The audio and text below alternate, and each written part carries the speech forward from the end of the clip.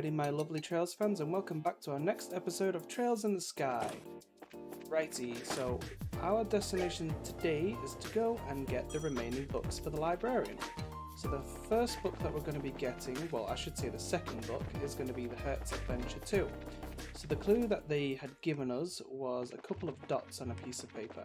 So those dots are actually a rock formation which we have seen before on the previous episode.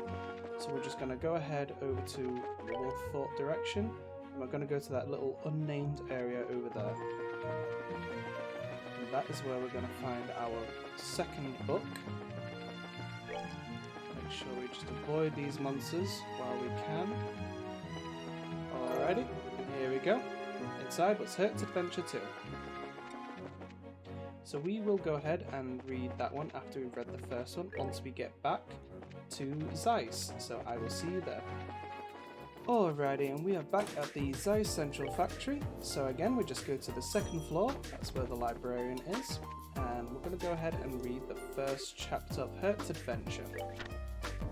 Hertz Adventure, Encounter with the Spectacled Genie Part 1.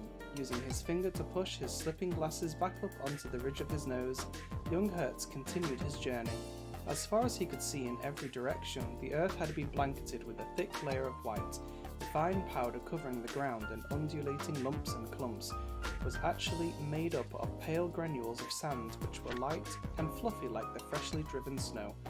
Where's the river supposed to be? Came the raspy voice of a youth named Midas from behind. Midas, a skinny boy with hair the colour of tobacco leaves protruding from the butt of a hand-rolled cigarette, was Hertz's most trusted friend and one who never hesitated to tag along with him on one of his impulsive adventures. It's just a little further, young Hertz replied without turning his head to look back at his companion. The two of them had set out for the Spindly River which cut directly across the centre of the parched white desert and the oasis behind it, a rest stop well known for being the last place of refuge for those travellers and their camels who were brave enough to cross the scorching dunes. Young Hertz and Midas had planned to camp there along the riverside that evening before attempting to trek across the remainder of the barren lands the following day. So, do you think we'll really be alright? Midas asked as he unwrapped the silver wrapper of a half-melted candy. There's been a rumour going round about a genie appearing in these parts, and believe it or not, but some say that he'll even gobble up whole people. Rumours are just that, rumours, replied young Hertz. But I might consider their veracity if we ever did happen to come across a real one, he added, brushing off the idea with a chuckle. No sooner had the words left his mouth when a booming voice thundered from somewhere behind them. Then how about you start considering that now? Upon hearing this, young Hertz turned quickly around, his eyes searching for the source of the questioning voice. There, standing before him, was the figure of a decrepit genie swathed in a robe of incomprehensible black, its back more bowed than the curled spine of a cat's, seeking its master's attention, and a pair of old spectacles perched atop the curved shape of its talon-like nose. Yet the more young Hertz looked at the genie, the more unsure he became as to whether he was staring at something resembling a shriveled old man or a ghastly old woman. Midas froze in terror as he saw the tall, robed personage not far from his side. I'm not scared, he stuttered with a face whiter than the desert, and surrounding them as he noticed young Hertz's gaze fixated on the genie. My candy just got stuck in my throat is all, he croaked out as he bumbled through a jumble of ridiculous excuses in his head. A complex smirk of wrinkles curled across the genie's cheeks, giving the illusion that something else was living below its haggard skin. Oh my, how cruel it is to have been gobbled up whole. What a piteous fate for those sugar lump of candy in your gullet. Not seeming to mind that the spectacles had begun to slip from its nose, the genie continued to shake its head, gripped by some mad delight. But fear not, my little drop of sweetness, for I shall avenge you by digesting the very marrow of these boys' bones, as I change them into the dust of these arid lands. The genie narrowed its turbid eyes and trundled toward Midas. In an instant, the sleeves of its robe were flung back, exposing thin, gnarled arms which shook like a pair of long, withered branches in the wind. The genie's fingertips extended, sharp as pointed tridents, and sped towards Midas's twitching face, advancing with precision, or at least that's what it seemed like until they passed by the boy's face and stabbed futilely at the empty air. As if being slightly amazed by the failed attempt, the genie cocked its head in surprise, but soon thereafter took notice of what had been amiss. In a hurry, it brought both hands up to its ancient face and began to neatly adjust a pair of spectacles which sat crookedly on top of the bent nose. "I've had poor eyesight since I was a child too," said young Hertz to the creature as it fumbled with the glasses, "and it looks to me like yours is worse than mine." As soon as the genie took in the young boy's words, another much larger set of furrowed wrinkles appeared on its face. "How did you know?" it asked suspiciously. The genie tweaked the position of the spectacles on the bridge of its nose before turning back to young Hertz and inquired again, "How did you know my eyes were so bad?" Young Hertz exchanged incredulous looks with Midas, both taken aback by the genie's apparent obliviousness. However, while this was occurring, another expression had taken over the wizened face. "So that's it, huh? I see how it is," the genie went on as it raised a bony white finger and pointed at the set of glasses young Hertz was wearing. "Those are magical spectacles, aren't they?" the creature declared triumphantly. What?" said young Hertz with a confused look on his face. "Indeed they must be," the black-robed genie muttered as it cast its eyes heavenward while ignoring young Hertz's response. And once more the crone-like figure began to tremble with glee. "Ooh, let's find out what's happening on this exciting book." See, Hertz Adventure 2. Those magical spectacles must be capable of seeing the true nature of anyone who stands before them. After a fitful bout of shaking from excitement, but this time making sure to check that his own spectacles were aligned, the genie gazed down resolutely at young Hertz. "There's no point in having a boy such as yourself hang on to such an invaluable item. In fact, it would be in your best interest to hand them over. Otherwise," it trailed off. But instead of elaborating on its threats, the genie simply extended its arms once more. This time the genie picked up a boulder much larger than any normal person could lift, and young Hertz and Midas watched as the massive rock disappeared into the fiery depths of its open mouth. Causing the wind to stir as it clamped down its distended jaws, with incredible force, the genie gulped down the large rock as if it had been a light snack, and not a moment later a hollow sound like something thrown into a deep well echoed in the depths of its belly. "So, have I made myself clear? If you do not hand over those spectacles, it is you who will end up being my next sweet morsel." Midas looked at young Hertz with a frightful gaze. Did you see that humongous mouth of his? He's the real deal, alright. It's just like the rumours say. "Yeah, but that still leaves us with another problem," sighed young Hertz. "Without my glasses, I can't continue my travels." As young Hertz stood pondering his dilemma, another large boulder by his feet disappeared into the genie's ferocious mouth, followed once again by the ominous hollow echo from beneath its sable garb. "But if he eats us, then we're both done for," argued Midas as he stood shivering with fright, imagining the candy he had swallowed not minutes before. "I guess you're right," concluded young Hertz, and he stepped closer to the genie. "Alright, good sir, we'll give in to your demands. Being swallowed whole doesn't sound like much fun," he declared. "And a wise choice you've made, boy," replied the genie. After taking a long look at young Hertz's face, the genie narrowed its eyes and a plethora of wrinkles crinkled about their corners. Young Hertz said nothing as he unseated the pair of glasses from his nose and obediently placed them at the feet of the genie. "So these are magical spectacles," the creature said in a voice quavering with excitement as it squatted down, its face drawn closer to where they lay in the sand. Impatiently it tossed aside its own spectacles, and after blindly searching by hand for the object of its fascination through the soft granulated sand, it picked them up and placed them snugly atop its nose. "These are no less than magical spectacles indeed," it cried in a tremor of delight as it danced around, causing its robe to flutter about wildly. "With these I shall have nothing to fear," and with one last deafening screech it disappeared just as suddenly as it had arrived. The drifting echo of its voice faded, and the two boys once again stood alone on a sea of white sand. Midas scanned the area around them. "It looks like he's really gone," he said, his voice weak with relief. Indeed, there was no sign as far as the eye could see of the black-robed figure. Feeling a pang of sympathy as he looked at the side of young Hertz's face, who strangely enough seemed to be amused about something, Midas began to rummage through his pocket looking for a piece of candy to offer to his friend as a token of solace over the loss of his trusty eyewear.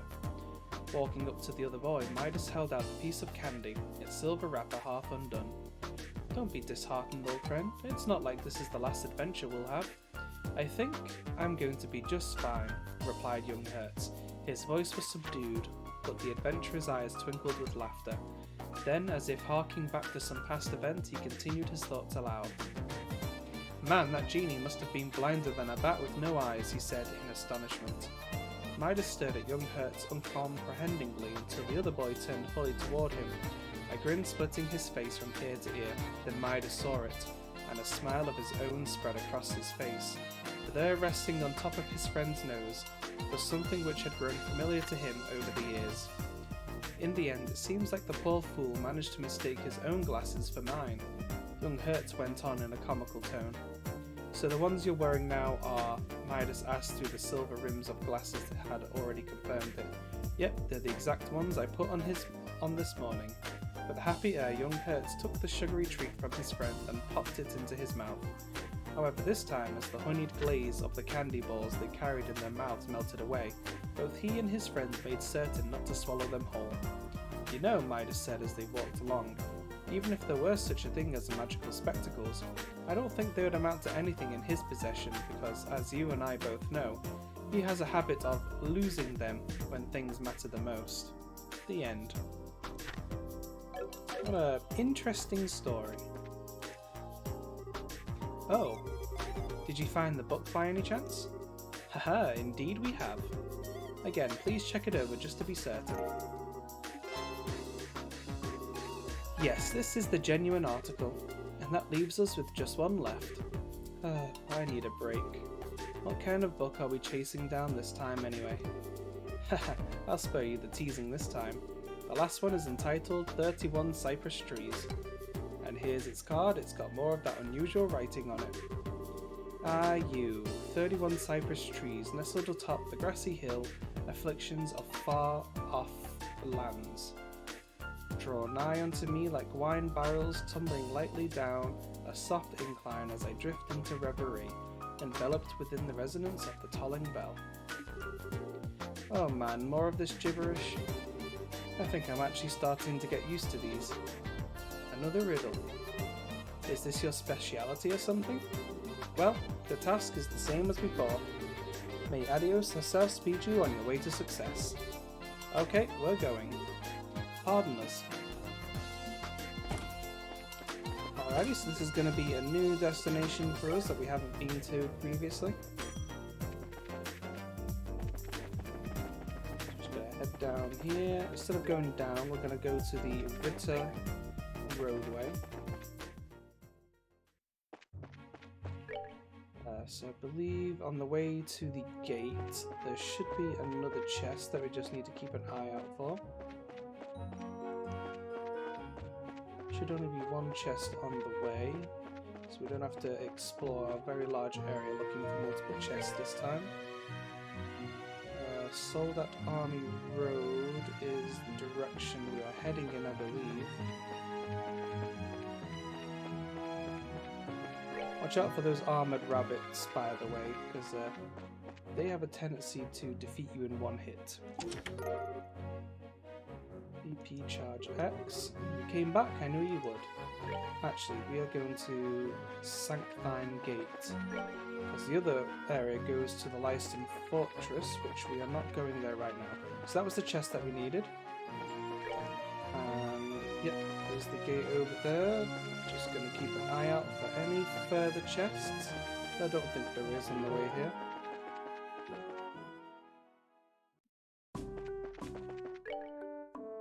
Yep, this should be the place. Oh well, there's been a lot of monster killing requests coming in for me. And lots of monsters I've never seen before. That can't be a good sign. Welcome to the Sanktine Gate. Please proceed inside.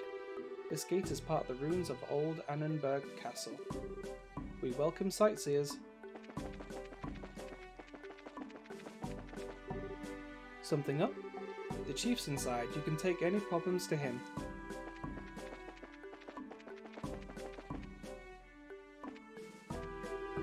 Welcome to the Sanktine Gate. We've repurposed it into a checkpoint for the capital, but the historic ruins remain. Even with the public airships, we still have many visitors who come just for sightseeing.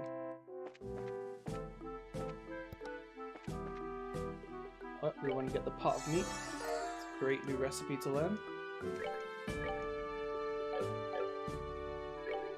Welcome, come right in. Please have a seat anywhere. Welcome. Oh, it's almost time for the soldiers to have lunch. I do hope Private Jules can make it. We walked here from the capital along the herb scenic route. Oh, it's a beautiful little tree and garden lined path. If you're going to the capital, I recommend using it. My husband never comes home, and even living in the capital, life can get tiresome. Oh, are you here to study? Please ask me anything. I can tell you anything, well, anything I know at least.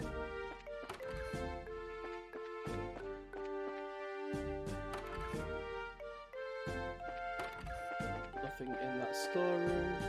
Hey, long time no see. Hey, it has been a while. Who's this? You remember that kid who was looking for the quartz fragment in Rolent, don't you? Remember, we took a request to find it a while back. Are you headed to Gransel? Nah, we're off to Zeiss. We made some cash in Gransel and have some shopping to do. Mum said we're gonna take this mirror and stock up on orbments. They say the eyes are the first to go, but she can still spot a good deal. I can see you're still an obnoxious brat. What? I'm always saying what everyone else is thinking. Catch you later. If I hang around too long, my mum will turn me a new one.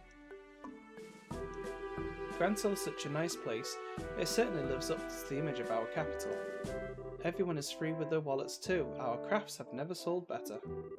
We've managed to put together some capital. I think we're off to stock up on orbment products. If we resell them in the Republic, we can make quite a hefty profit for ourselves. That's capitalism for you. Welcome to the Sanctheim Gate. This is the inn. It's open to all travellers, so come in. There's a restaurant next door where my daughter works. You should drop by, the food is surprisingly good.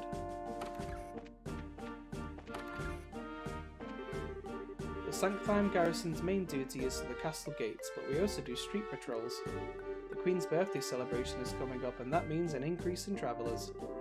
And if we had an attack by a particularly fierce monster, we need to plan for that now. So we can actually go out here. The Gransel region's just up that way. We won't be able to get in without a pass. Okay, that'll be for later. Let's see. So I think it's on the 3rd floor according to the clue. I was on my way to Gransel for the birthday celebrations, and then I decided to invite my girlfriend and take the herb scenic route here. Walking through the trees hand in hand. It was like a dream. We took the gorgeous scenic route here. The trees were so beautiful. The colours of these old stones are so romantic. It was like we were in our own personal storybook. It was like we were Oscar and Princess Cecilia. Wow, these guys have been everywhere. Following us around, I swear.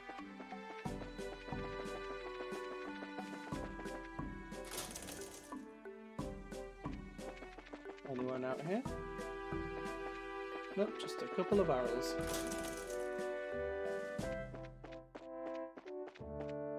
Here we go. Inside was 31 cypress trees. Woohoo, found it! That's the last one. Now we can finally finish up our work for the librarian. You ain't kidding. Huh? What's wrong? There's a card stuck in the book, and something's written on it. You've done well, though I know you not, I salute you for coming so far. Allow me to introduce myself. I am a quartz researcher and the criminal who hid the 3 books. I have used the riddles as a way to find someone intelligent to whom I could entrust my work, and you lived up to my hopes and expectations remarkably. Consider the enclosed quartz your reward. Take care when examining it. Thank you for all your time. I truly hope that my quartz will prove useful to you. P.S. If you have found this package by sheer chance, how embarrassing, and lucky you! Please return it to the 2nd floor archives of the Central Factory. That's it? So it was all one big practical joke? So it would seem. Have you looked in the package? Oh right, let's see what we can see. Impede 3. Haha, jackpot. I think we should check in with the client for the time being. Fine by me. So MP3 is a nice little augment. Let me just bring up the description. So it actually gives you an 80% chance to prevent enemy arts from being cast. So if you combine that with an ability like Flicker from Joshua, if you can hit quite a few people with it, then you can stop a whole bunch of people from being able to cast arts. Lavelle's peaceful again today. If there's one problem, it's that it's too peaceful and we all keep falling asleep. Ugh. Uh-oh, I've got to hold out until my replacement arrives. Come on, Private Chelsea. Keep your eyes open. Alrighty. So that is everyone spoken to here, so I will meet you back in Zeiss. We're once again in Zeiss to finish our little book scavenger hunt. So again, just up to the second floor, that's where the librarian is. Let's go ahead and read that book as well, just before we turn it in. 31 cypress trees. The good farmer Shepprut planted 5 cypress trees in his garden. The good farmer Shepprut dug the earth carefully about them. The good farmer Shepprut suffered a year of pestilence. The good farmer Shepprut watched as all his trees withered away. The good farmer Shepprut planted another 7 cypress trees. The good farmer Shepprut dug the earth about them even more. The good farmer Shepprut suffered a year of bitter winter. The good farmer Shepprut watched as all of his trees snapped in the biting cold. The good farmer Shepprut planted still another 9 cypress trees. The good farmer Shepprut dug the earth about them furthermore. The good farmer Shepprut saw his trees grow into a great canopy. The good farmer Shepprut watched as all of his trees broke under the weight of a great snow. The good farmer Shepprut planted yet another 11 cypress trees. The good farmer Shepprut plucked those which were frail and cast them into the fire. The good farmer Shepprut suffered another year of pestilence and great winter. The good farmer Shepprut watched as his last tree grew into a magnificent fir. The good farmer Shepprut, in order to confect a single grand cypress. The good farmer Shepprut planted 32 cypress trees. The good farmer Shepprut, with his loving goodness for them all. The good farmer Shepprut brought 31 cypress trees to the depths of ruination. Very, interesting. Oh, perchance have you... Yep, we have the last book. Just to be sure, please take a look at it. Yes, this is definitely it. I'm impressed you actually found all 3 books. It just took some perseverance and patience. Oh yeah, that's not all we found. It was right in the same spot as the book. Handed over the note and quartz left behind by the thief. Perhaps this is a clue as to his motivations. Still, regardless of the reason, you've done a great deal for me. You can keep the quartz for yourselves, in return for my having taken up so much of your time. Thank you. So is that all that you need us to do? Yes, that's the lot. Phew, that's a relief. I was afraid you were going to say you still had more work for us. You've worked so hard that there's really nothing left. I'm very grateful for your help. Now I can just relax for the time being. What? Oh, it's nothing. Thank you again. Feel free to come by any time. We will. Thanks. Pleased to be of service. Alrighty, so our next destination then, before we continue on with the main story, is just going to go to the Bracer Guild and turn in all of these requests that we've completed. That is right here.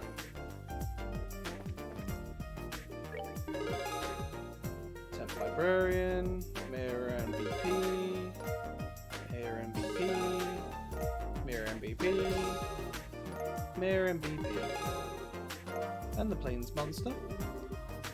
Current rank, Junior 3rd class. Welcome back, it looks like you finished your job. If you clear any other contracts, make sure you come here and report it. Alrighty, so I think then that's probably a good place to call this for today, as I'll want to make sure I can dedicate the majority of the next episode to continuing on with the story. So thank you for watching. I hope this helped you to track down those books in case you were wondering where the rest of them are. Don't forget to like and subscribe and hit the bell notification icon so you know when the next episode comes out, and I'll see you in the next one. Bye bye for now.